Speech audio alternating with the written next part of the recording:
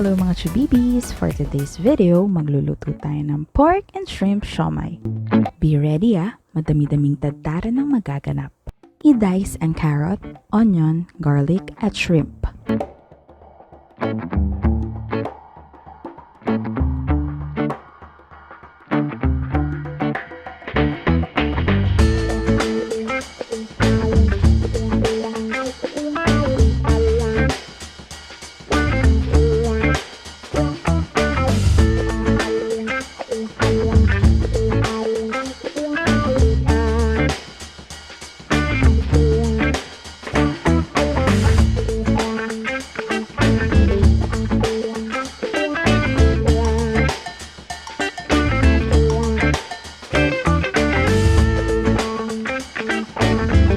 Make sure na de-veined at peeled ang mga hipon.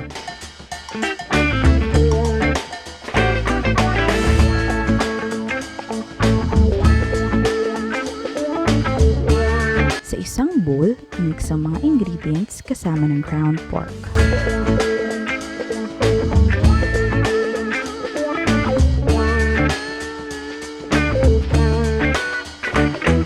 Lagyan din ng salt, sugar, oyster sauce at sesame oil pandagdag aroma para mas nakakatakam.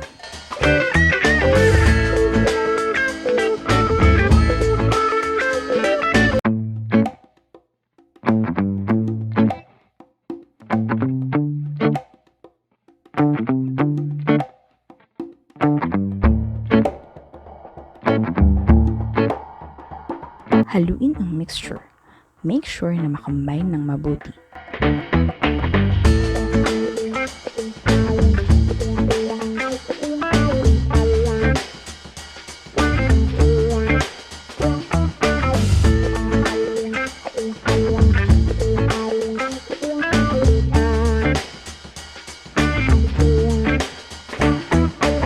Pag mix na, kumuha ng siomai wrapper at ibalot ang mixture.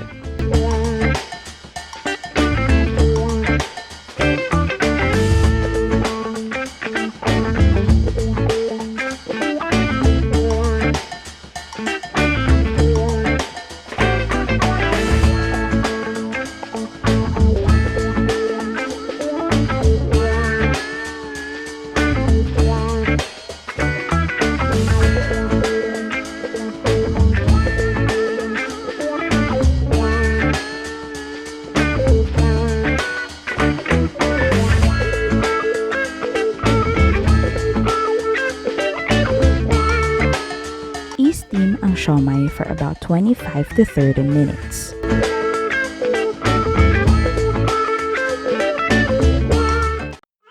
Tadam! Meron na tayong siomai. Pwede mo itong iserve as steamed or fried. Partneran na rin with chili, garlic, and toyo mansi.